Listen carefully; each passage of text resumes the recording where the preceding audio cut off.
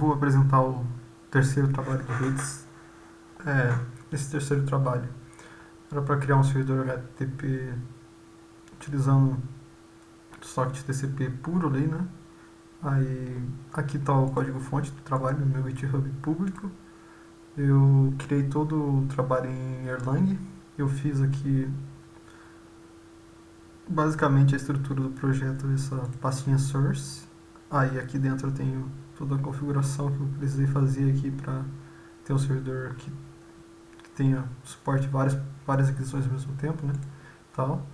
Aqui tem essa pastinha views, que são os arquivos que você pode requisitar quando você for fazer uma requisição HTTP lá pelo navegador. Você pode bater nesse Erlang Demove, o favicon.ico, o index e o SKE, o Kamek, etc. Você pode ler esses arquivos, né?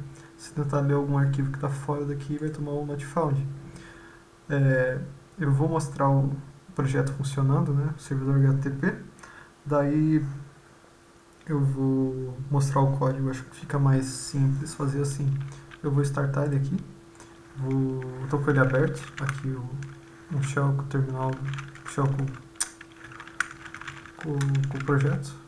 Vou dar entrar já no shell do Erlang. Aqui, o que ele está fazendo? Ele startou o shell do Erlang e subiu a minha aplicação, né? No caso, ele está subindo aqui 10 processos. Eu configurei por env para ele um tamanho de 10, né, para o pool, e a porta é 8123, então vai estar escutando na porta 123 na minha interface aqui. Então, se eu abrir localhost 8123, a gente tem já o index HTML, porque eu coloquei para ele, quando ele batesse em barra, só em barra, né, ele já leu o index. Aqui tem esse HTML, que é aquele arquivo index.html que eu tenho aqui, né, no GitHub, né, esse arquivo aqui, ó. Esse HTML que ele está carregando lá. Então tá aqui, ó, a divzinha com cada um dos links, a imagem que ele fez o get já carregou. A gente pode olhar aqui a requisição, dar um reload para ver a requisição, ó. Quando ele bateu no barra, tentou ler o barra, né? Ele retornou, ele fez aqui a requisição e retornou aqui, ó, os headers, o tamanho do arquivo que ele está retornando, o content type, que é HTML, né? A data que eu fiz a requisição e a última modificação do arquivo. Aqui, como eu modifiquei ontem, ele já trouxe certinho já a data da modificação, utilizando o TC bonitinho. Então, aqui no response ele retornou o próprio HTML, né, que deu 853 bytes. Certo. Ele também fez outras requisições. Ó. Ele fez requisição para a imagem do body e aí o icon, que no caso eu coloquei a mesma imagem. Né. Você vê que ele é PNG. Ele respondeu ao response headers. Ele respondeu aqui o tamanho da imagem, content type, que é PNG, eu tive que ler esse tipo, né, identificar o tipo do arquivo, a data, a última vez que modificou o arquivo, e o nome do servidor, que é no caso aqui é o próprio Erlang que eu escrevi lá no cabeçalho. Tá, vamos agora tentar fazer a requisição desses arquivos aqui. Ele já suporta, a gente viu que ele suporta PNG, vamos ver o JPEG. Olha só, ele abriu aqui o esqueleto. Se a gente ver, ó, aqui no Content Length, ele mostrou o tamanho, o Content Type JPEG, a data, a última modificação, que foi ontem também, e o nome do servidor. Então ele está respondendo imagem, JPEG, PNG e o HTML, né? Aqui no Content Type eu tive que ler também, né, o tipo desse arquivo e fazer o parsing certinho para saber como lidar com isso. Response é a própria imagem, né? Vamos voltar para o index. Se eu bater aqui em index, no HTML, ele vai ler o index HTML também, né? Se eu tirar o index, ele vai para o index também.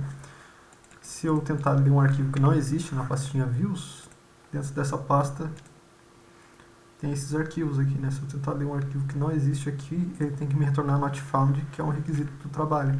Então se eu bater em não existe, um arquivo que não existe, ele me retornou um HTML not found aqui, ó. Não existe. Response. os headers, ele me retornou um content length de 12, content type text HTML, a data, hoje e o nome do servidor. Então ele conseguiu lidar com PNG, JPEG e lidar com requisição que not found, né? Que é um arquivo que não existe. Vou voltar para o index para deixar aqui no index e vou fechar esse cara aqui, que acho que a gente já não precisa mais ver o funcionamento. A gente já viu o funcionamento para os casos que o projeto tinha que ter, né? Para o terceiro trabalho. Eu vou passar rapidamente pelo código. Eu vou só passar por cima aqui no código para entender um pouco a estrutura, né? Aqui eu deixei explicitado como que eu estou carregando a env e tal. Eu vou abrir aqui no Emacs, fica mais fácil para mim. Aqui eu deixei o log das requisições do navegador, só para eu ter. Vou abrir aqui a raiz, a mesma raiz que está lá no GitHub. Aqui nesse arquivo rebar.config eu defino variável de ambiente, então eu carrego esse arquivo aqui, ó, dentro do shell. Quando eu chamo lá o rebar shell, ele vai carregar essa tupla aqui, que vai carregar o config, que está o sysconfig, que é as minhas variáveis de ambiente, que é as mesmas que estão lá no GitHub lá da porta e do pool size, né? Ele vai carregar essas variáveis de ambiente para o meu app, que é o raw.htp, o nome do meu app. Então vamos lá para o source, que é a minha pasta de arquivos de código-fonte, né? Tem esse cara aqui, ó, que é a definição do meu app, raw.htp app.source. Nele eu descrevo como que está a minha aplicação, né? O nome da aplicação, a versão, a descrição, o nome do módulo aqui, que é raw.htp app, as aplicações que carrega junto com o módulo. Então eu carrego coisa default do Erlang, né? O kernel, que é tudo built-in do Erlang e a biblioteca padrão. E é isso. Daí aqui dentro desse raw.htp app, que é o módulo que eu estou chamando dentro do meu app source, eu tenho o seguinte, eu tenho aqui esse módulo que eu defino, que é essa directories module, que o raw.htp, que é o nome, né? Aí, em Erlang, a gente tem esses behaviors. Esses behaviors, eles ajudam a gente a lidar com... Ele é um estilo de programar, né? Tipo, a gente tem, por exemplo, em outras linguagens, interface, protocolo, etc. E a gente consegue fazer a mesma coisa em Erlang utilizando behavior. O que é o behavior? Behavior, a gente escolhe um behavior que a gente quer ter para o nosso módulo e a gente define os callbacks daquele behavior. Então, no behavior de application, a gente tem os callbacks start e stop. Eu não lembro se tem mais ou outros, mas eu acho que tem, mas eu não estou utilizando. Aqui, o start, eu tenho que exportar para outros módulos conseguirem enxergar as minhas funções, os callbacks que eu estou definindo. Então, eu tenho que definir start, que eu estou utilizando. O stop, para quando ele começa a aplicação e quando ele para a aplicação. O start, o que eu estou fazendo dentro do start? O start, eu estou lendo todas as variáveis de ambiente que eu defini, né? Lá server. Server é o nome da variável da tupla que eu defini, que tem a porta e tem o pool size dos processos que eu vou spawnar. Então eu pego todas as variáveis de ambiente que está dentro de server e chamo raw.htp sup. Esse módulo é o meu supervisor. Em Erlang tem o framework OTP, que a gente consegue trabalhar com vários processos. E essa orquestração, essa parte de monitorar, essa parte de restartar processos é feito utilizando supervisors. A gente consegue ter supervisors de processos filhos, que são workers, né, geralmente. Então, a nossa aplicação, ela starta um supervisor, que vai chamar essa função startLink, que vai spawnar um processo filho e vai linkar esse supervisor a esse processo filho, para ele monitorar esse processo filho. No caso, eu estou passando aqui para esse startLink todas as variáveis de ambiente. Dentro dessa função startLink, a gente vai lidar com a variável de ambiente, que eu vou mostrar agora dentro desse módulo que eu defini, raw.htp sup. Raw.htp sup é esse arquivo aqui. Dentro desse arquivo, a gente tem um módulo, definição do módulo, o behavior do supervisor. A gente exporta as funções que a gente quer que outros módulos enxerguem. Aqui em cima eu defino umas macros, é bem parecido com o seu, no Erlang, você consegue fazer um define e o nome da macro que você quer definir. Aí, certo? Aqui a função startLink que eu estou chamando lá no meu application, ela recebe o env que eu estou passando, que eu li lá do server, né? Então, o que eu faço dentro dessa função? Como que eu estou no behavior de supervisor, no OTP a gente tem o supervisor e vai ter um application que vai ser o início de tudo, mas a gente tem o supervisor e o supervisor vai ter os processos filhos que vão ser geralmente workers. Ok, dentro da startLink a gente tem que spawnar, a gente tem que chamar a função startLink do supervisor, porque a gente está utilizando o behavior do supervisor, a gente tem que chamar a função do startLink do supervisor dentro desse startLink. É um padrão para utilizar o behavior. Dentro dessa função startLink, o que ela está fazendo? Ela vai chamar essa função init. Mas como que ela vai chamar essa função init? Ela vai ver qual que é o módulo que você quer chamar essa função init e vai passar os argumentos que você passar nessa lista aqui de argumentos para essa função init. No caso, eu estou passando para o meu próprio módulo. Esse o próprio módulo que eu estou definindo esse módulo vai ser esse nome. Então, eu estou definindo o server como se fosse o próprio módulo, então ele vai chamar para o próprio supervisor, né? Ele vai chamar essa função init com essa env. Aqui eu verifico se tem a porta e o pool dentro do meu env. Se não tiver, eu pego os valores default da macro lá que eu defini. E aqui dentro eu tenho que definir quais são as estratégias do meu supervisor e quais são as especificações dos processos filhos que eu vou spawnar. Então, dentro dessas subflags, eu tenho várias estratégias. Eu tenho aqui a intensity e o period, que eu posso definir a intensidade e o período que vão ser restartados os processos filhos, né? A estratégia, tem várias estratégias que eu posso atribuir. No caso, eu coloquei a mais simples possível, que é o simple one for one, que o que acontece? Quando o processo tiver algum problema, ele vai restartar o processo. Aconteceu alguma coisa com o processo, ele vai fazer o restart como? Ele vai restartar um para um. Então, um start, ele vai morrer um processo, ele vai restartar um novo. Sempre um para um. Tem como eu restartar, por exemplo, one for all. Se um morre, eu restarto todos. E assim vai, né? Aqui eu deixei o mais simples possível, né? Porque a são HTTP a gente só vai ter um por processo. E aqui o que eu faço? Eu chamo essa função gen_tcp_listen, que é para eu startar o servidor HTTP. Aqui eu posso passar a porta, né? Que eu peguei do meu env ou da minha macro. E eu posso passar opções. Certo, as opções eu vou deixar para falar mais para frente. Aqui no caso, esse case, o que ele está fazendo? Ele é como se fosse um switch. Eu estou fazendo aqui o pattern matching nos possíveis retornos da função gen_tcp.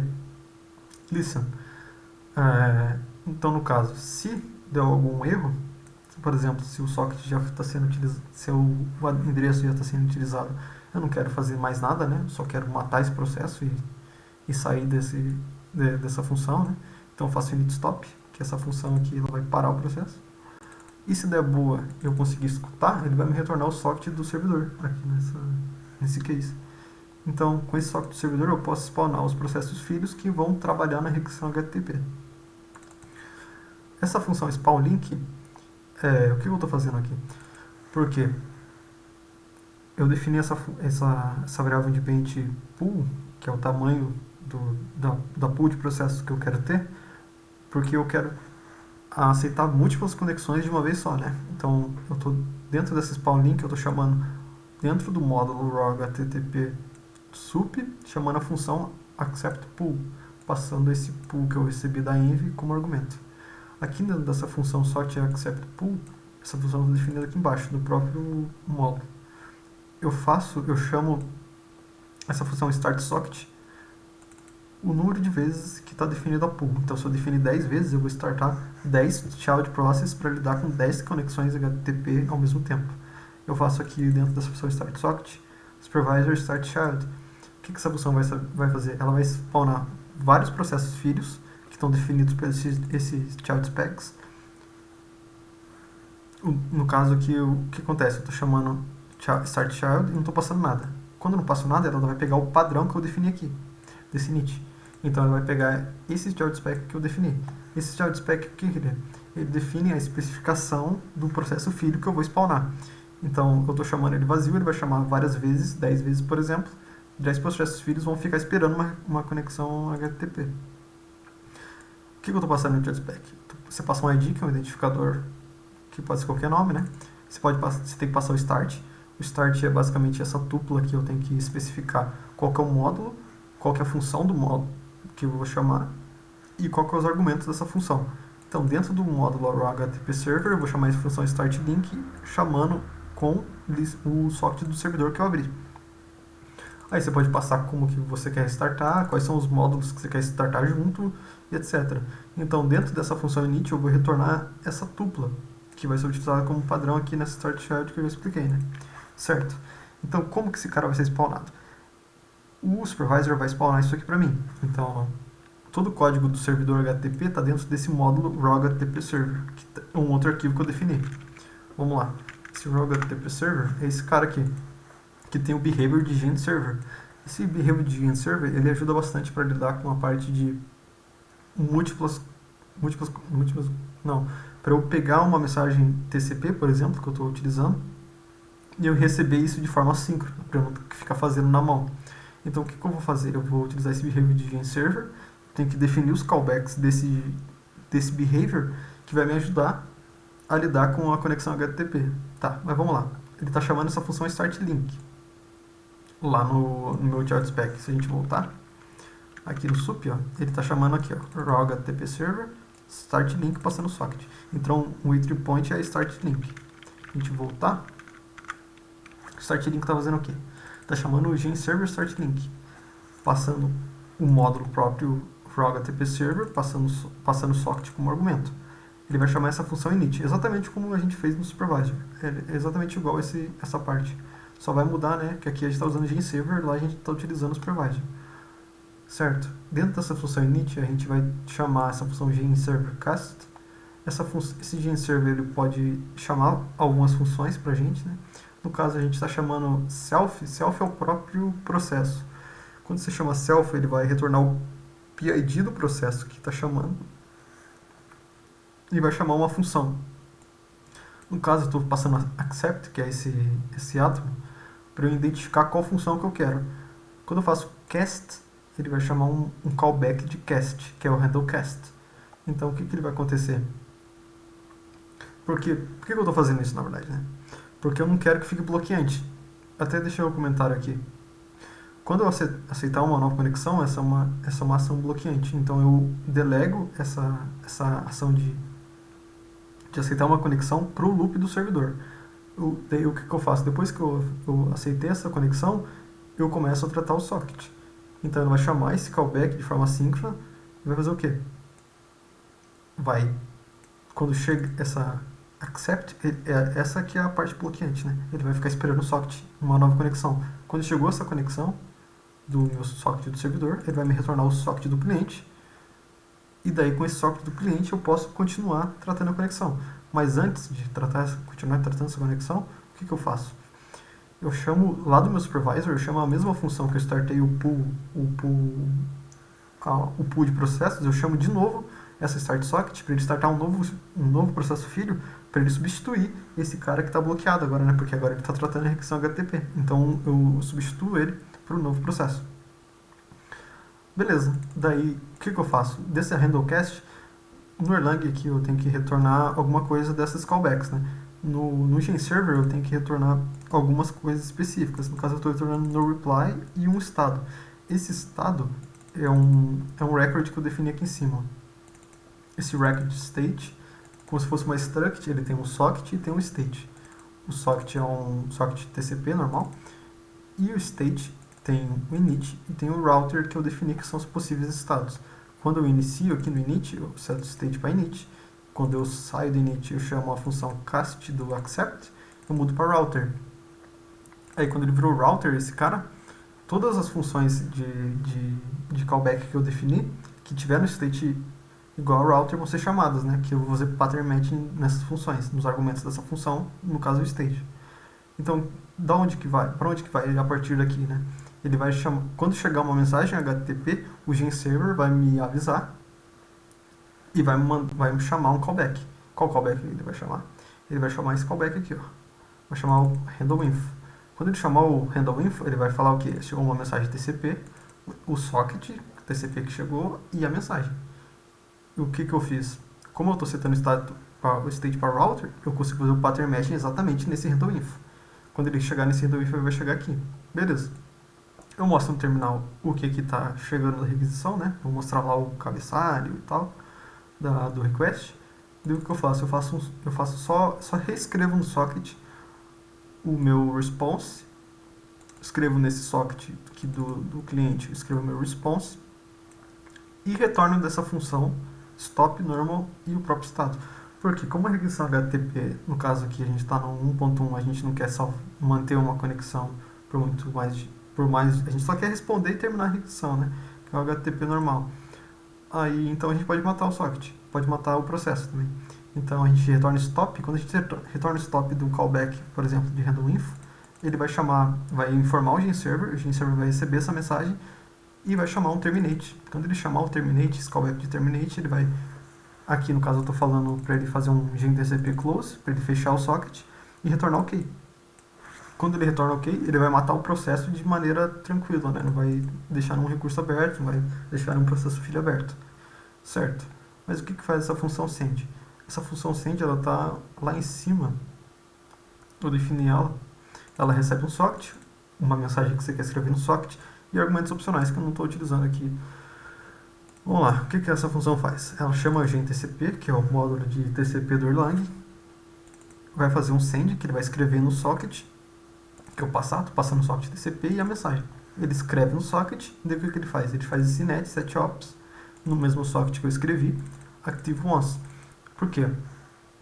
A gente setou isso por padrão lá no socket do servidor. Então a gente vai receber uma mensagem, quando a gente lê essa mensagem, e a gente escreve. Daí a gente tem que setar de novo para ele receber uma mensagem nova, né? No caso.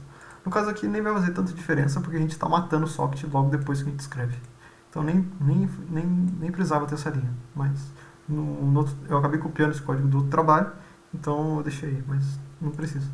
Certo, vamos lá para a função que gera o response, né? Que é essa função router. A função router, ela que vai processar a requisição HTTP. Aqui o que eu estou fazendo? Eu defini duas vezes a função router, por quê? Porque eu estou fazendo pattern matching exatamente no cabeçalho aqui. Eu só estou aceitando get. Se vir qualquer outra coisa além de get, eu já retorno um server internal error, porque a gente só aceita get no nosso servidor. A função raw internal server error, ela retorna simplesmente um 500 server internal error, mandando a data, o content type, content length e uma mensagem de internal server error. A data, o que eu tive que fazer? Eu pego a data em UTC do módulo calendário do Erlang e traduzo ela para o formato do cabeçalho do response HTTP, né? Eu criei essa função aqui só para fazer isso para mim, que eu vou utilizar em todos os cabeçalhos, né? Então tem que colocar o nome do mês, o nome do dia da semana, né? Colocar a hora, o minuto e o segundo, o ano, e é isso, beleza. Tá, o que ela está fazendo nessa função route? Ela splita o cabeçalho por /r e /n, que é o cabeçalho HTTP do request, ele vai vir assim, então a gente faz esse split, daí eu criei esse outro split aqui só para quebrar a versão do HTTP do objeto que você está requisitando e chama essa função rawget no objeto que você está chamando. A função rawget é também um pattern match, eu defini ela duas vezes, para caso você chame ela só com barra, se você chamar só o barra eu estou retornando index, então eu chamo a própria função rawget passando barra index.html, então se você chamar barra é a mesma coisa que chamar barra index.html. Aí a função rawget que tem barra alguma coisa, ela tem aqui no caso barra e concatenando com o objeto que você está querendo. Quando eu faço essa concatenação, eu separo a barra do resto, né? Então ele vai pegar só o nome do objeto que você está querendo. Daqui dentro eu faço um pattern matching para verificar se o arquivo existe e tratar isso, né? Aqui na find file eu verifico se o arquivo existe. Se der que o arquivo do not found não existe na pasta views, ele já me retorna um not found. A função not found retorna uma string zona aqui, 404 not found, mandar um cabeçalho, tudo certinho. Se der boa ele encontrar o arquivo, ele vai pegar o tamanho do arquivo, vai pegar a data de modificação do arquivo, vai pegar o conteúdo do arquivo e vai pegar o tipo do arquivo. Certo, eu vou explicar só a parte de pegar o arquivo e o conteúdo do arquivo, pegar o tipo do arquivo e o conteúdo do arquivo, porque essas duas partes aqui são bem triviais, né? Daí eu retorno tudo essas informações que eu peguei pro raw response OK. Daí eu concateno tudo que está aqui dentro, coloco o body, coloco os cabeçalhos, etc. Tá, mas como é que eu fiz aqui essa parte de ler o arquivo e pegar o tipo do arquivo? Essa função getFile que eu criei, o que ela faz? Ela recebe o nome de um arquivo que é válido e ela lê no sistema operacional, vai ler, faz um file read file, pega o conteúdo do arquivo, pega todos os bytes do arquivo e retorna essa tupla com o conteúdo do arquivo e o tipo do arquivo. Essa função getMyType, eu criei ela aqui em cima. O que ela faz? Ela faz um pattern matching nos 4 primeiros bytes do arquivo. Em Erlang a gente consegue ter com essa sintaxe aqui, é bem conveniente a gente fazer, que a gente consegue especificar o número de bytes, o tipo, né? Pode ser binary, bitstring, pode ser outros tipos. A gente consegue definir também a quantidade de bits, por padrão é 8, né? Então a gente consegue fazer aqui 4 bytes, a gente consegue separar 4 bytes do resto do arquivo. Aí o que eu fiz? Você define com essa sintaxe, abre 2 aqui, 2 menor e fecha com 2 maior. Você separa o campo que você quer, por exemplo, eu quero os 4 primeiros bytes na variável bytes, e o resto eu não quero, né? Então coloquei aqui o resto, eu só ignoro. Então eu faço um pattern match no bytes, na variável bytes, para eu verificar qual que é o tipo desse arquivo, porque geralmente são os 4 primeiros bytes do arquivo que define qual que é o tipo dele, né? O MIME-type, seria lá os magic numbers. Beleza, eu faço o pattern matching. Aqui eu peguei da Wikipedia qual que são os bytes. Tá tudo em hex aqui, eu coloquei em decimal para facilitar. Ao abrir o shell você consegue verificar bem de boa, né? quais são os bytes. Então 137,89 em hexa, 80 é 50 em hexa, 78 é 4 em E, e assim por diante. Aí eu estou retornando da função já o que eu vou concatenar no content type do header. No caso aqui, por exemplo, aqui eu estou identificando o PNG. O PNG são, na verdade, 8 bytes, só estou contando 4, porque, assim, só para facilitar minha vida também, porque o JPEG são 4, então estou lendo só os 4 primeiros mesmo. Então eu retorno já o conteúdo do content type. Aqui então, nessa função, quando eu retornar o getFile, eu vou ter uma string nesse MIME-type e vou ter o body. Aí eu só mando para essa função raw_response ok, MIME-type aqui, e esse cara vai ser o bin, que é o body. Eu concateno o body no final. Esse format é para eu formatar, para eu fazer a interpolação, né, das informações. Coloco aqui a data, fazendo lá no formato correto do date, do cabeçalho, o tipo que eu vi que eu consegui, né, lendo lá os bytes, a data da última modificação do arquivo. Como é que eu fiz a data da última modificação do arquivo? Eu tive que ler o last modify do sistema operacional, né, do arquivo, para ele me retornar a hora que está no meu horário local aqui. Daí eu tenho que traduzir esse horário para o horário universal, que é o TC, né, que tem essa função aqui que eu consigo utilizar do calendar. Aí eu interpolo ele no cabeçalho. Certo, tudo isso daí feito, é só concatenar com o body, quebro uma linha aqui para separar o body do header e mando isso para o socket. Então eu retorno isso aqui, raw_response ok. Esse raw_response ok vai cair bem, vai retornar nesse router. Aí eu escrevo no socket e mato a conexão. E é isso. O trabalho ficou assim. Eu vou abrir de novo aqui, só para mostrar a última vez. Ó. Então vou dar um F5, ó. Exatamente isso aqui, network. Bati em barra, como eu bati em barra, ele vai chamar o index.html, ele vai mandar o content length, content type, a data, o last modifier, etc. Deu um pouco de trabalho fazer isso aqui, mas ficou bem legal e o resultado final ficou bem massa. Daria para exportar mais arquivos, é só ler mais os bytes lá do arquivo e lá os magic numbers dos arquivos para exportar novos tipos de arquivos, né? Então daria para fazer.